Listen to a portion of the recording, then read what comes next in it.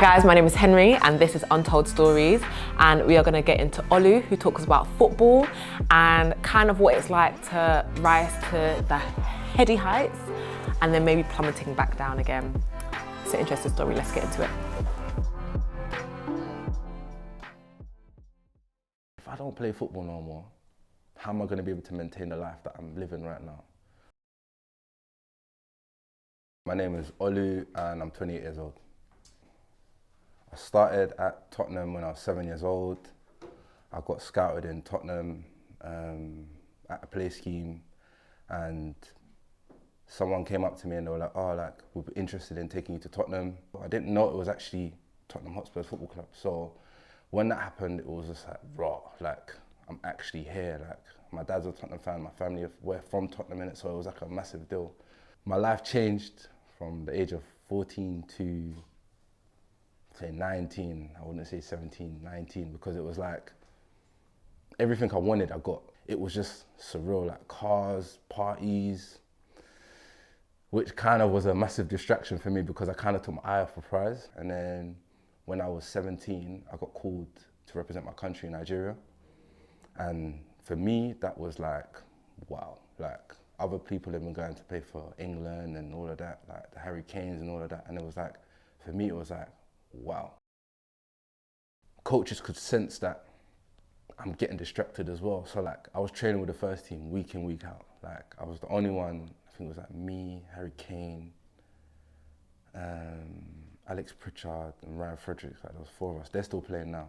So at that time, I thought everything was great because at the beginning of the year, I got told, don't worry, we're gonna extend your contract, you're good. So I was thinking, yeah, this meeting is just a formality. Gone in there, I remember Chris Ramsey and Les Ferdinand going, yeah, Olu man, we won't be keeping you no more. Like, the plans of what we're trying to do, you don't kind of fit into it. And like, my heart just went, like, it's like, I couldn't hear anything after that. Like, everything, they were speaking, but I couldn't hear. Like, it's like, you know, in a movie, yeah, when you hear like, when you see like people like, they've got bad news and there's like sirens and everything going on around them, but you can see their mouths moving, but you can't actually hear nothing. My head of academy came up, like he was calling my phone. He's like, where are you, where are you, where? Because I thought he thought I was gonna kill myself because I'd been there for so long. And mentally, like, I think he thought that it would take a massive toll on me, like, and which it did. So I think he was trying to be there for me, but I wasn't hearing it because we weren't close before, and obviously because of the relationship we had, I wasn't hearing anyone. Like, yeah, man, that day was, the next day, one of the coaches was like, you don't have to go into training, you can just take a second, chill, just gather your thoughts. So one day led into 2 days, 2 days led into a week, week led into 2 weeks, and then I was just at home, numb. If I don't play football no more, how am I going to be able to maintain the life that I'm living right now?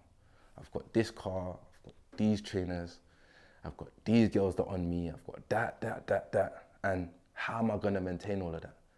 And the coaches are ringing me saying, come to training, come to training, come to training. Like, it's not good for your health, it's not good for your mental health, it's not good for this, not good for that.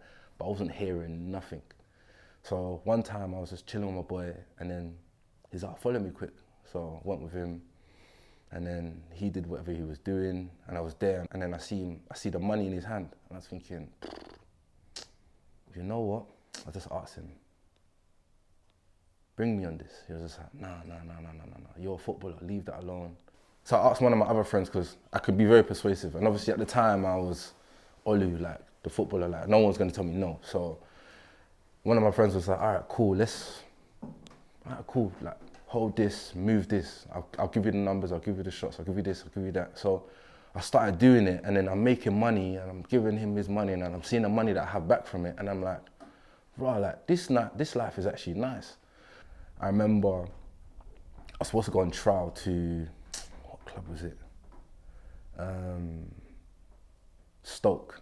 Supposed to go on trial at Stoke, but I missed my train because I needed to go and do what I was doing. So missed my train, ended up going the next day, and then my head wasn't in it. Like, because football wasn't, I'd now seen football isn't guaranteed. Like it's a matter of opinion. If someone says, I'm not feeling you, then like, what can you do? Like, there's nothing you can actually do. So, did the trial anyway. I think they said that they wanted me or whatever else, but my head wasn't in football, so I wasn't listening to that. So I left that alone and then just carried on doing what I was doing until the point where I got caught with possession.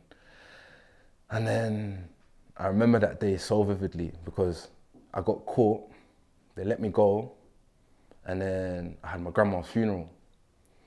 And apparently when I was in Nigeria for my grandma's funeral, they'd come to my house with like 3 or 4 bully vans, gonna burst down my door, but they just left a note, and my neighbours was like, oh, he's not around. So when I came back, my dad saw the note and he was just like, what's this? And then that's when my parents knew that I was shotting. And then we went to the police station, I turned myself in, and then we went to court, and then the judge was like, basically like to me, like, I'm gonna give you a second chance. Like, you've got 6 months to come back to me.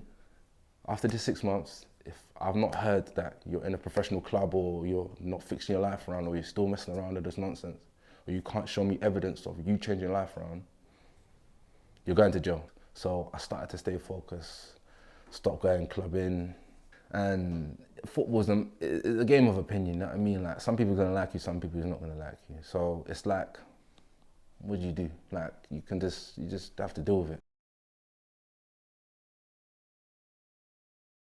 Thank you so much for watching this episode of Untold Stories. If you have missed any episode, make sure you go back and watch, and make sure you subscribe as well for the episodes that are to come.